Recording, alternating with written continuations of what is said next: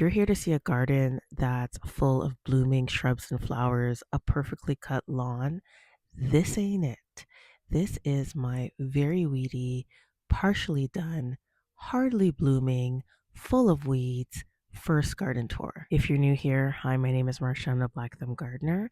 I live in Ontario, Canada, USDA Zone 5B, and I do all things gardening sprinkled in with a bit of travel. And we are in my backyard garden, and we're going to do our first garden tour, and it's the end of May. Might as well sneak it in. So we're going to take a peek at what I'm growing in my raised beds, some of the shrubs that are blooming. There are probably two, and also some of the other containers that I have around the garden. It's a small backyard garden, but I try to pack in all the goodness I possibly can. And if you're a small backyard gardener like me, maybe this will give you some inspiration and some ideas of what you can do in your own backyard garden or ways that you can grow food at home for your family. So I hope you enjoy this tour. If you're new here, please like, comment, and subscribe. Click the notification bell so you get up to date on all of our new videos. Let's go. Okay, we're going to start off with this side garden. This is the entrance to my backyard. And I built this side garden last year because a lot of these plants were in my main garden bed and just crowding out the space that's there. I created this bed so that the plants got more room and, frankly, more love. Starting off here is a new rose that I picked up this year from the grocery store. It's called the Generous Gardener. It's a climbing rose, and my goal is to have it climb up here and then put a trellis arc that goes all around and down. And hopefully that will happen in the next few years. The next one we have is one that I picked up last year from Costco, and it has a sister on the other side further down, and this is the Tangerine GM. I wanted more early spring blooms. One of the issues I have in my garden is that I have a beautiful display of daffodils. When it comes to later in spring, I don't really have a lot of things blooming. My goal in the next couple of years is to add some things to my garden that are kind of in the in between phases, like now where nothing's really blooming. I'd like to have a few more things that are kind of added to my garden that will bring in that late spring color. I'm really happy to see that the tangerine GMs are doing really well. Beside that, I have a dappled willow, and this dappled willow used to be further back, and it's actually really big. It was about this tall this year, and I cut it all the way back because I noticed that the top of the dappled willow is where you get that beautiful color. And what was happening is that the trees were growing, and then the color was at the top, and I wasn't I didn't really like the topping of that. So I wanted to cut it back, put it in a new position, and try to get it to build back up so that I get that beautiful color throughout the entire stem rather than just on the top. This has been placed here, and I think it's going to do really well.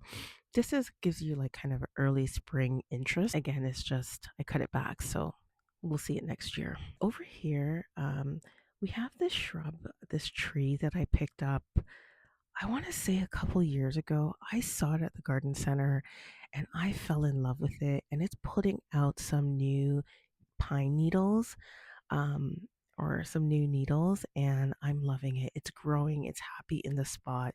It was in my main garden bed and it really didn't get any love. I can't remember which shrub this is exactly, but it just looks gorgeous. If you know the name of this, let me know in the comments. This is my raspberry. It's the bushel and berry raspberry shortcake. And I wanted to add more fruit to my garden. Number one, partially for my tea garden. And if you haven't seen my tea garden video, you can go back and I'll add the link below. But I wanted to have more fruit and more options for my tea garden, and raspberry is a great addition for that. Okay, she's a big one. This is my Vago garden bed. I got this probably 2 years ago, and I love this bed. And I love the accessories that come with it, especially the lights that kind of click on and off of this bed. I am growing in this bed mainly alliums. I have garlic in this bed predominantly that I planted last year. And I also have some onions at the lower end of the bed. And in between, I tucked in some brassicas. Now, the onions are supposed to protect the brassicas from the cabbage moth, but it is not working. So don't do that. Cover your brassicas, and I'll show you that I do cover them. I'm just experimenting today. But these are doing really well. My only regret is that I wish I planted more garlic, which I think everybody says, but I am loving this bed. It's doing so well. And at the end of July, this bed will be flipped out, and I probably will be putting in a full bed of brassicas for my fall garden. Because I'm in a short growing zone, I like to take advantage of both the spring and fall to plant a lot of my cold hardy crops. So you'll see me plant another round of sugar snap peas, broccoli, spinach, cilantro, all the good things that love the cold weather. Okay, don't kneel in wet grass. That's what I have a patch here. But anyways, this is the other side of the Vago bed. So it's basically one long strip, and I have a few shrubs on the other side. And then I just created another little garden bed on this side. And I'm actually really loving this side garden bed. Here are the shrubs that I have. I'm going to start off with this one. She was struggling. I picked this up at a garden center. Let me put down my mug. So I picked this one up at a garden center I want to say a few years back. I picked it up from Sheridan Nurseries, and I picked it up because it felt so nice.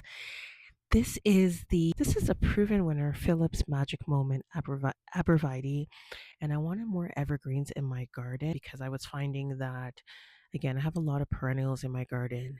They would die back in winter, and then I would wait forever for them to come up during the spring.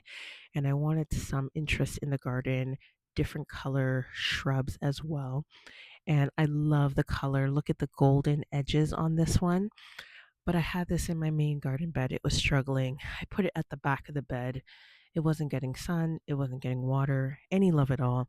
So I put it over here so I can take care of it. Now she has irrigation and she's so happy. But this feels incredible, and this is going to get bigger, and I can't wait to see it grow some more. This is a new addition last year. This is the Proven Winners Baptisia, lemon meringue Baptisia. And it's gorgeous. I bought this on clearance for $10 last year, and I do try to buy a lot of clearance plants because plants are expensive. And it has this like purple with yellow, and it's coming in, and I'm so excited because I was worried about this one. I moved it late fall, and I wasn't sure if it would survive, but it's looking gorgeous. Okay, now we're on to my main garden bed, and before we start, I do want to say it looks a disaster. There's no mulch, and that is because I just finished my drip irrigation finally. I'm so happy. I'm so happy. Anyways, I just finished my drip irrigation, and so I do want to run a couple more tests before I cover it up with mulch and close up shop. This entire backside is what I consider my main garden bed. And again, it's a small backyard garden, and I do pack a punch with all these plants and come back in June because that's when this backyard garden is just gorgeous, absolutely gorgeous. But anyways, we're going to start off with some more shrubs because you need shrubs in your garden to add infrastructure. And so we have another, I think this is an arborvitae, and correct me if I'm wrong because I'm not a shrub expert, but I put this back here a few years back, maybe about 3 years or 4 years ago, because again, I wanted some infrastructure in the garden. I really just wanted a vegetable garden, but I put in some flowers and shrubs, to add some variety to the garden. And I found that I had a lot of perennials, but I wasn't adding infrastructure into the garden. And I find infrastructure is really great because it helps frame out the garden.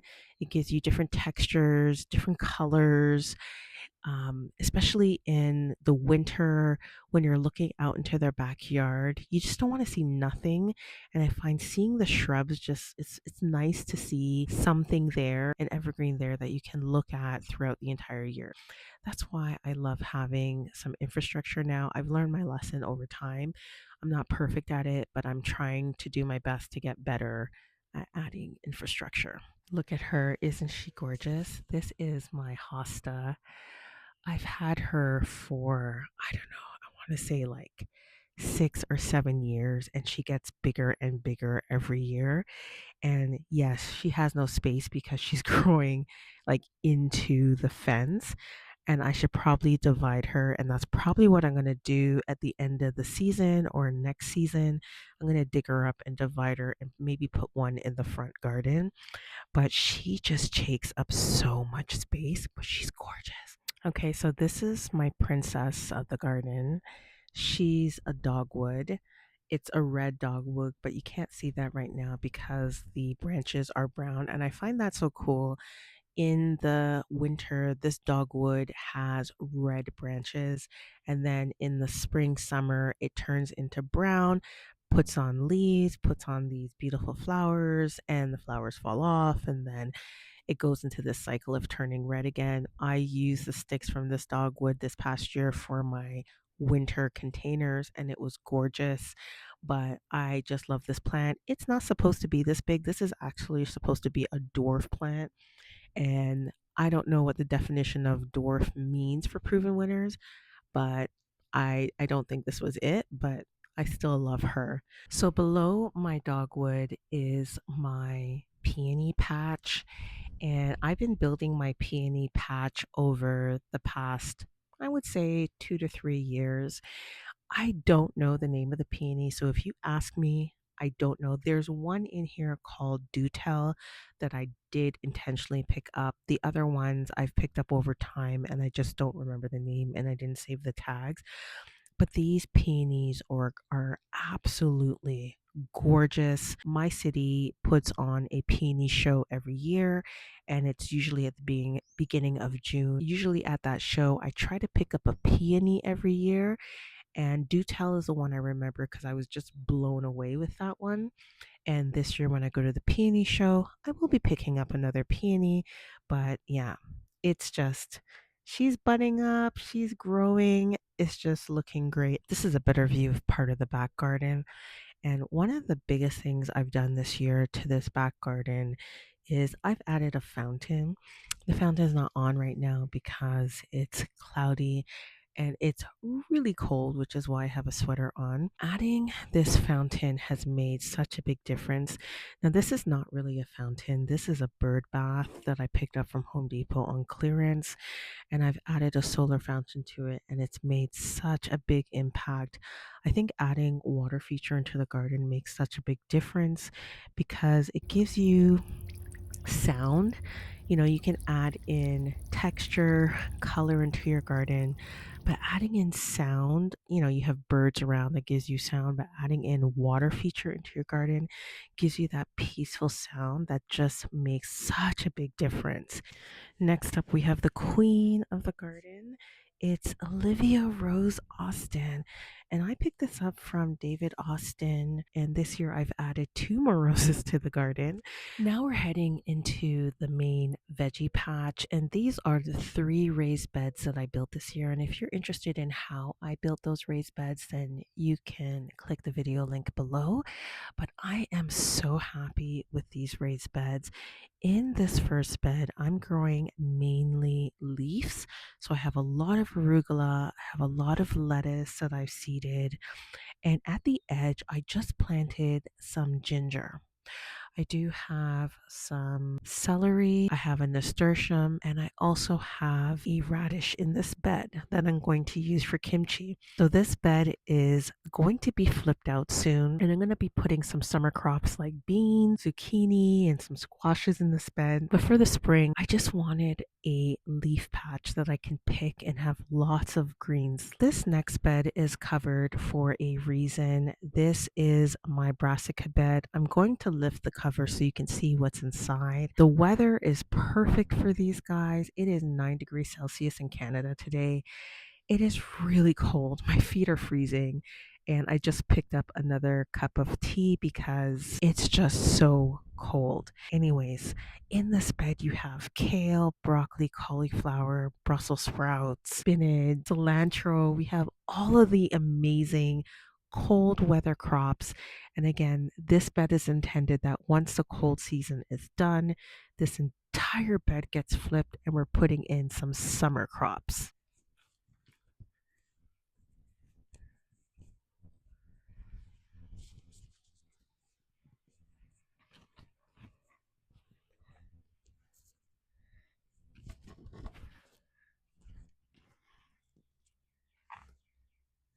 Let's take a closer look. On the end, you have lacinato kale. I haven't harvested from this one yet, so I think it's about time. I do have, this is a Brussels sprout right here. And then you can see I just have a lot of broccoli and cauliflower. I don't know what's what. I'd have to look in at the tag. I have some cilantro that I started from seed. These are seeds I harvested 2 years ago. I also have some onions in this bed along the edges. And in between, I tucked in some of the fast growing greens like bok choy. And I also have beets in this bed.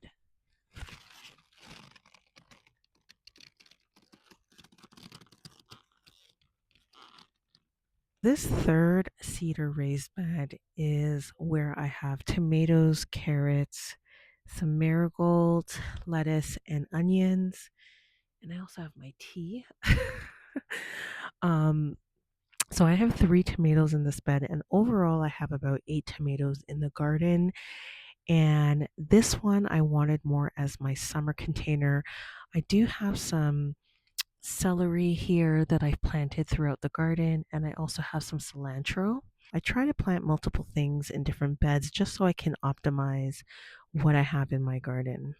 So this is the third cedar raised bed. So I have another raised bed here, but before I get there, I have this container that's right here, and it's filled with ranunculus, anemones. It has some sweet peas, and I've been trying to make sure that the sweet peas hits the trellis because it keeps coming out. So I've been tucking them back in wherever I can so that they're growing upwards, not outwards. Every time I have to, let's kind of keep tucking it in. I think I'm going to give up on ranunculus and anemones going forward. I planted this out in April. I started these back, I think, in early March, and I won't get blooms until mid June at least.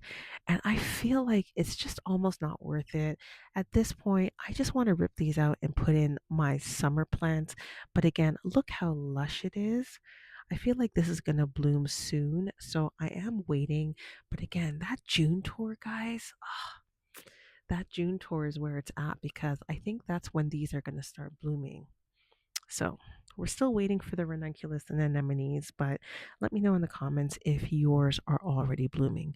I think if I want an early spring bloom for ranunculus and anemones, I really need to start my corms back in January. So my husband built me 2 raised beds that are basically, I want to say they're 3 feet. I'm about 5 feet tall.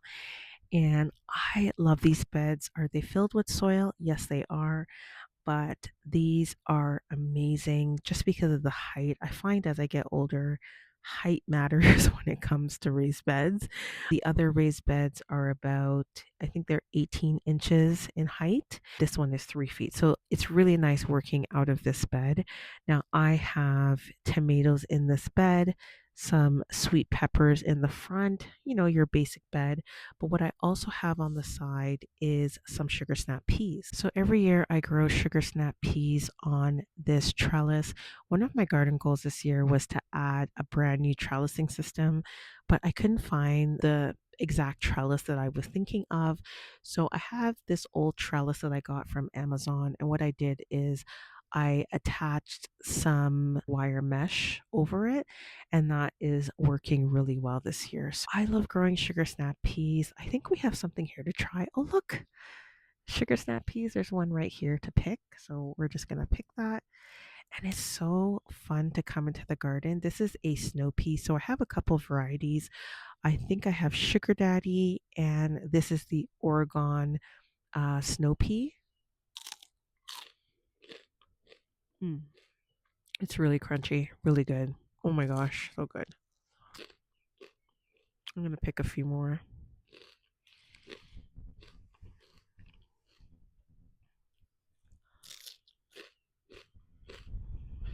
The key with sugar snap peas is you have to keep picking it, and that way the plant will continue to bear pods. It's actually so tasty. I'm trying to find another one. Here we go.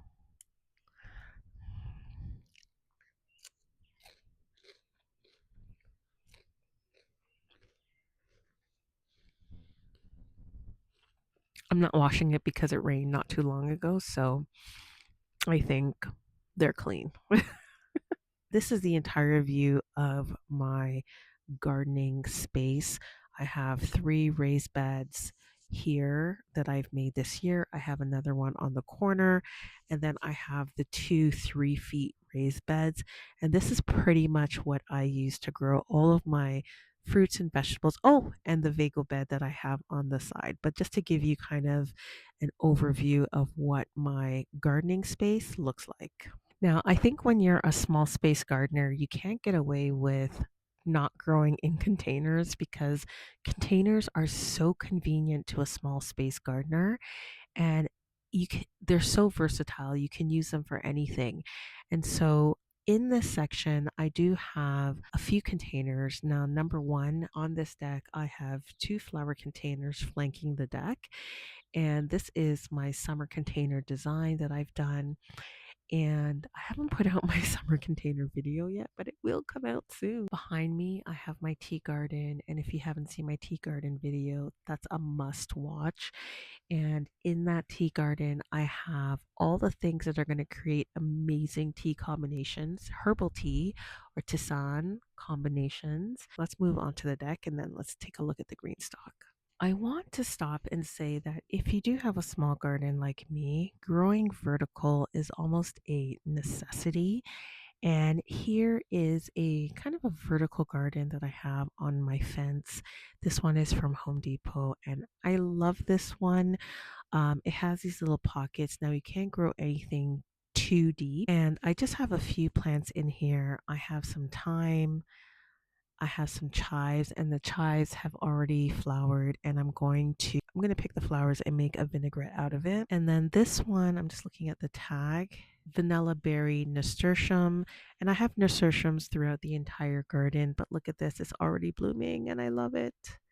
So gorgeous. So next we have my green stalk, and I have a lot of plants packed into this green stalk. And again, I do have a video about this, so check the link below for all of these items. The first top 2 layers are filled with strawberries, and the strawberries are already blooming and they're looking really good. I think I'm going to have strawberries in the next couple of weeks. And then below that, I have this is spinach. It's looking so healthy. I do have some beets in here. I harvested some pak choi that I need to replace with another plant. I do have some more radishes that I need to harvest. And I do have some broccoli in here, some more Asian greens, lettuce, lemon thyme. I do have some kale, red boar kale, more lettuce. I have lettuce all over the garden. If you need lettuce, hit me up. I do have some onions on the bottom. So my green stalk is really kind of a cold weather green stalk planter right now. Once the pak choi, the beets, the radishes are done, I'll be filling those pockets with some tiny tomatoes and beans, peppers, things like that. Again, my garden is really more cold weather crops with a sprinkle of some warm weather crops.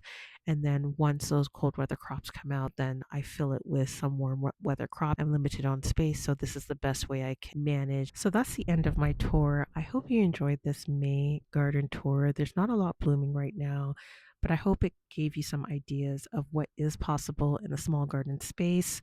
You can have it all. You can grow vegetables and fruit in your garden, and you can also have beautiful flowers and shrubs to look at. See you next time in June when all of this is blooming, and it's going to be an amazing show. Thank you for watching. And again, if you are a new subscriber, don't forget to like, comment, and subscribe. And see you in the next one. Bye.